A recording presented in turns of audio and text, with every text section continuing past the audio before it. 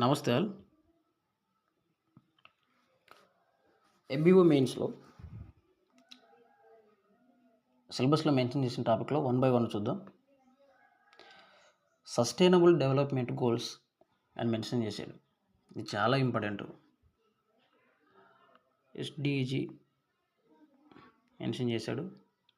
సుస్థిర అభివృద్ధి, దీని గురించి పెన్ టు పెన్ తీసుకుందాం. మ్యాక్సిమం ఇందులో నుంచి బిట్ వస్తే బయటికి పోకుండా ఉండడానికి నేను కవర్ చేస్తా నాకున్న నాలెడ్జ్తో. సస్టైనబుల్ డెవలప్మెంట్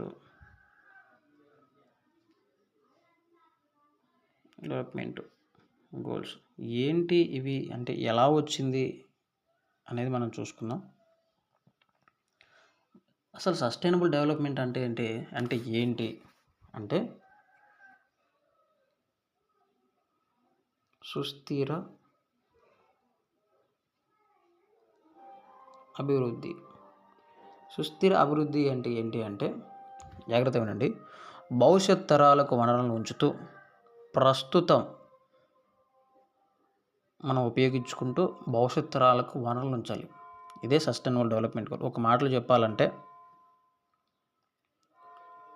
ఈ వనరులను మన తర్వాత వచ్చే తరాలు కూడా చూడాలి, ఆ విధంగా మనం వాడాలి.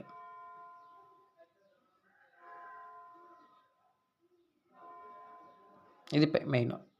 సుస్థిర అభివృద్ధి, వనరులను మనం ఉంచుకుంటూ మనం వాడుతూ భవిష్యత్ తరాలకు ఇస్తూ మనం అభివృద్ధి చెందడాన్ని సస్టైనబుల్ డెవలప్మెంట్ అంటాం. అయితే ఈ సస్టైనబుల్ డెవలప్మెంట్లో 17 అంశాలు ఉంటాయి. గుర్తుపెట్టుకోండి. చాలా సింపుల్గా అడుగుతాడు. గ్రూప్ 2లో మెయిన్స్లో అడిగాడు. చిన్న సింపుల్గా అడిగాడు. కొన్ని తొక్కిబట్టి అడుగుతున్నాడు. కరెంటు బేస్ చేసుకొని ఎక్కడ ఈ అంశంలో కేరళ ఏంటి, అరుణాచల్ ప్రదేశ్, ఉత్తరప్రదేశ్ టాప్ 2 ఏంటి, టాప్ 1 ఏంటి, అయితే పర్టికులర్గా ఈ 8th గోల్లో ఉన్న స్టేట్ ఏంటి అనేది అలా అడుగుతాడు. కాబట్టి పిన్ టు పిన్ క్లియర్గా వినండి, నేను మీకు ఎక్స్ప్లెయిన్ చేస్తాను. ఎలా వచ్చింది దాని బ్యాక్గ్రౌండ్ చూసి దాని తర్వాత ఆ 17 నేను ఎక్స్ప్లెయిన్ చేస్తాను. ఈ సస్టైనబుల్ డెవలప్మెంట్ అనే పదాన్ని మొట్టమొదటిసారిగా ఎక్కడ వాడాడంటే, వరల్డ్ ప్రపంచ సుస్థిరత అనే పదాన్ని మనకి 1968లో క్లబ్ ఆఫ్ రోమ్ అనేది ఏర్పడింది.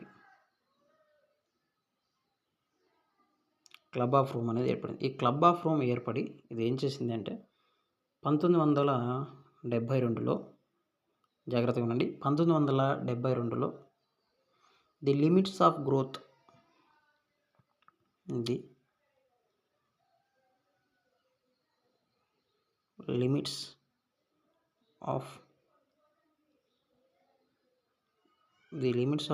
అనే నివేదికనిచ్చింది.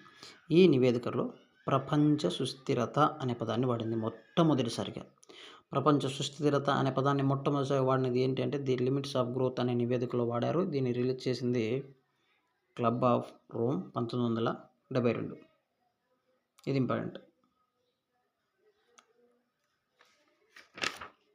తర్వాత మనకి బ్రిట్లాండ్ కమిషన్ అనేది ఏర్పడింది. ఈ బ్రిట్లాండ్ కమిషన్ ఎప్పుడు ఏర్పడింది అంటే 1980లో బ్రిట్లాండ్ కమిషన్ అనేది ఏర్పడింది. IUCN అనే సంస్థ 1980లో ఒక పర్యావరణ పరిరక్షణ ఉంచడం కోసం బ్రిట్లాండ్ కమిషన్ అనేది ఏర్పాటు చేసింది. ఈ బ్రిట్లాండ్ కమిషన్ ఏర్పడిన తర్వాత ఏం చేసింది అంటే ఒక నివేదికనిచ్చింది. ఆ నివేదిక ఏ నివేదికనిచ్చింది అంటే 1987లో అవర్ కామన్ ఫ్యూచర్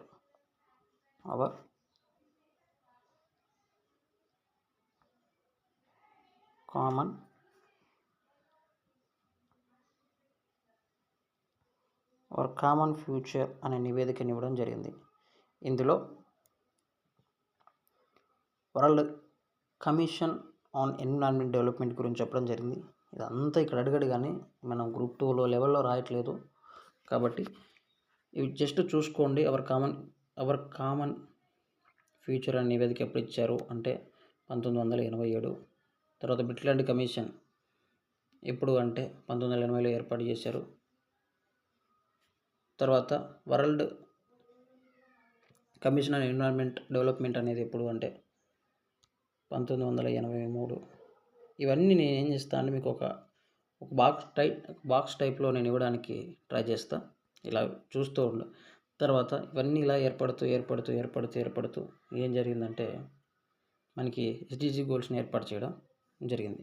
ఈ ఎస్డిజి గోల్స్ ఎప్పుడు ఏర్పాటు చేశారు అంటే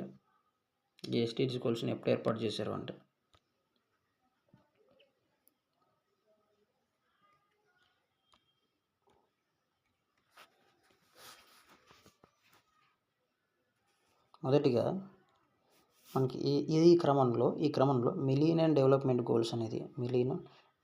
గోల్స్ని ఏర్పాటు చేశారు. దీని యొక్క టైం పీరియడ్ ఎప్పుడంటే 2015 డిసెంబర్ 31కి అయిపోతుంది. దీని తర్వాత సస్టైనబుల్ డెవలప్మెంట్ గోల్స్ అనేటివి ఏర్పాటు చేశారు.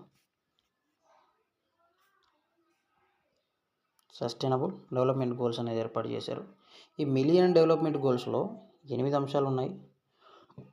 ఈ సస్టైనబుల్ ఎందుకు పక్కన రాస్తున్నాను మీకు అర్థం కావడం కోసం. ఈ సస్టైనబుల్ డెవలప్మెంట్ గోల్స్లో ఇక్కడ 8 అంశాలు ఉన్నాయి, గుర్తుపెట్టుకోండి. మిలియన్ డెవలప్మెంట్ గోల్స్లో 8 అంశాలు ఉన్నాయి. సస్టైనబుల్ డెవలప్మెంట్ గోల్స్లో 17 అంశాలు ఉన్నాయి. నేను ఒక PDF జనరేట్ మీకు ఇస్తాను. ఇందులో లేనివేంటి ఉన్నవేంటి మీకు అర్థమవుతాయి. అయితే దీని యొక్క టైం పీరియడ్ ఎప్పుడంటే 2015 డిసెంబర్ 31కి ఇది ఎండ్ అయితే 2016లో నుంచి మనకి రావడం జరిగింది సస్టైనబుల్ డెవలప్మెంట్ గోల్స్. అయితే ఎలా వచ్చాయి అంటే ఈ సస్టైనబుల్ డెవలప్మెంట్ గోల్స్ ఎట్లా వచ్చాయి? మిలియన్ డెవలప్మెంట్ గోల్స్ ఇట్లా వదిలేయండి, ఇది ఓకే, ఇటు వరకు ఓకే. మిలియన్ డెవలప్మెంట్ గోల్స్ ఇంతటితో వదిలేయండి. ఇప్పుడు సస్టైనబుల్ డెవలప్మెంట్ గోల్స్ అది జస్ట్ మీకు బ్యాక్గ్రౌండ్ మాత్రం చెప్పాను. మనం మెన్షన్ చేసింది సస్టైనబుల్ డెవలప్మెంట్ గోల్స్ మెన్షన్ చేశాడు కాబట్టి జస్ట్ బ్యాక్గ్రౌండ్. ఇది ఒకటి చూసుకోండి, లాస్ట్ డేటు. ఇందులో ఎన్ని ఉన్నాయంటే 8 అంశాలు ఉన్నాయి. మిలియన్ డెవలప్మెంట్ గోల్స్ ఇది ఓకే. ఇప్పుడు అసలైన మ్యాటర్లోకి వస్తే ఇంతసేపు చెప్పింది బ్యాక్గ్రౌండ్. సస్టైనబుల్ డెవలప్మెంట్ గోల్స్, ఈ సస్టైనబుల్ డెవలప్మెంట్ గోల్స్ను మిలీనియం డెవలప్మెంట్ గోల్స్ స్థానంలో తీసుకొచ్చారు. దేని స్థానంలో అంటే మిలీనియం 8 అంశాలతో ఉన్న ఈ మిలీనియం డెవలప్మెంట్ గోల్స్ స్థానంలోకి వచ్చిందే సస్టైనబుల్ డెవలప్మెంట్ గోల్స్. ఇక్కడ 8 అంశాలతో ఉన్నది ఏమైందంటే ఇక్కడ 17 అంశాలుగా మారిపోయింది, గుర్తుపెట్టుకోండి. ఇది ఎక్కడ ఏర్పాటు చేశారు అంటే 2015లో సెప్టెంబర్ 25 నుంచి 27లో న్యూయార్క్లో ఒక సదస్సు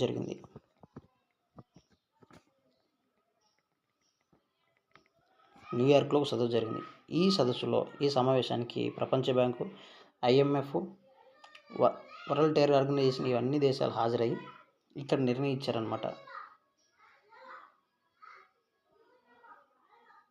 నిర్ణయించి 2016 జనవరి నుంచి 2030 వరకు వీటిని ఇంప్లిమెంట్ చేయాలని ఇక్కడ మాట్లాడుకోవడం జరిగింది. ఇది డేట్.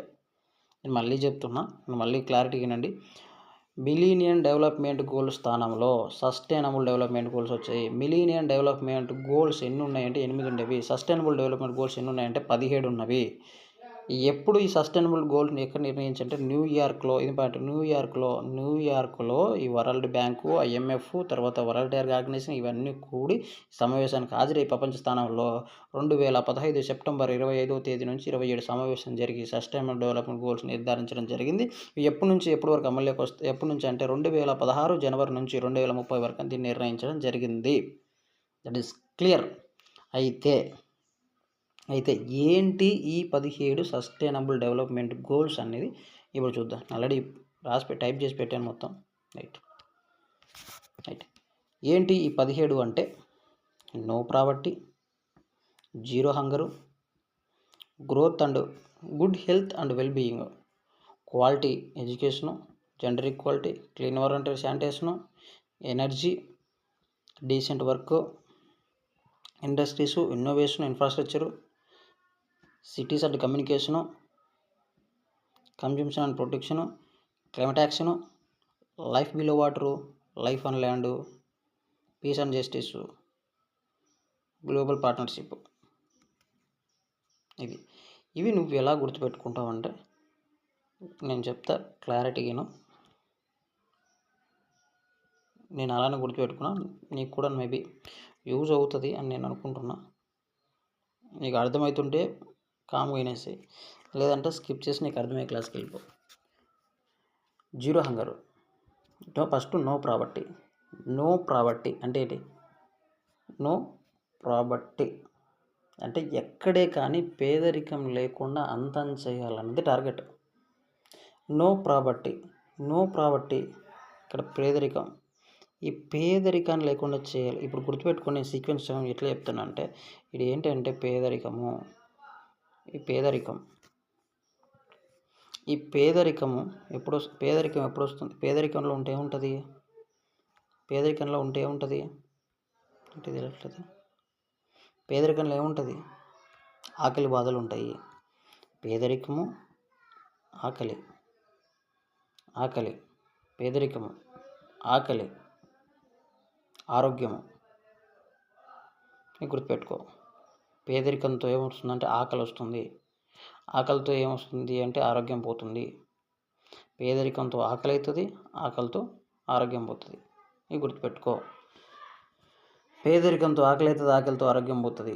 ఇవి ఇలా కాకూడదని అరే బాబు వీళ్ళు ఏం చేశారంటే మొట్టమొదటిసారిగా పేదరికమే లేకుండా చేయాలి, తర్వాత ఆకలి బాధలు లేకుండా చేయాలి, తర్వాత మంచి ఆరోగ్యం వచ్చేలా చూడాలి, తర్వాత క్వాలిటీ ఎడ్యుకేషన్ ఇవ్వాలి, తర్వాత జెండర్ ఈక్వాలిటీ ఇవ్వాలి, తర్వాత క్లీన్ వాటర్ అండ్ శానిటేషన్ ఇవ్వాలి, తర్వాత ఎనర్జీ 7 శక్తిమ్యాన్ 7 అట్లా గుర్తుపెట్టుకో. తర్వాత 8 నువ్వు ఎట్లా గుర్తుపెట్టుకుంటావంటే 8 ఇవి నేను ప్రిపరేషన్లో నేను గ్రూప్ టాప్లో కొన్ని చూసాను. ఎట్లా గుర్తుపెట్టుకుంటావంటే 8 నీకు 8 చూస్తే ఏం గుర్తుకొస్తుందంటే సాలిడ్ ఎంత ప్రశాంతంగా డీసెంట్గా తన వర్క్ తను చేసుకుంటూ ఉంటుంది. మేము బూచి పురుగు అంటాం మా సైడు రాయలసీమలో. సాలిడ్ ఎంత డీసెంట్గా తన వర్క్ తను చేసుకుంటూ ఉంటుంది. సో ఇది 8 అంటే నాకు గుర్తుకొచ్చేది డీసెంట్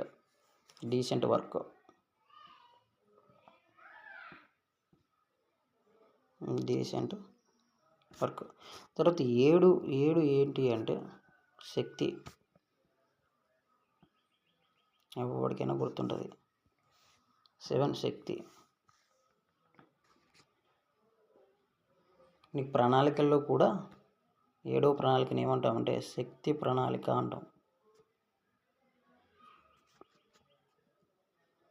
ఓకే గుర్తుంటుందిలేండి. తర్వాత 9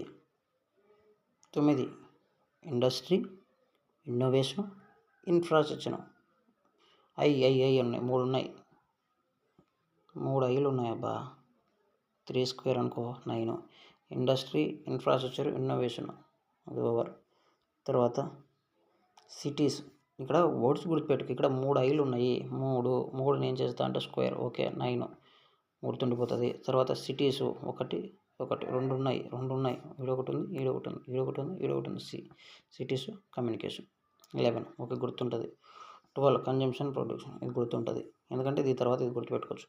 తర్వాత 13 క్లైమేట్ యాక్షన్ గుర్తుంటుంది. Life and below water. తర్వాత ఫస్ట్ నీరు ఉండాలి, తర్వాత పైన ల్యాండ్ ఉండాలి. సో ఫస్ట్ నీటిలో ఉన్న జీవులు,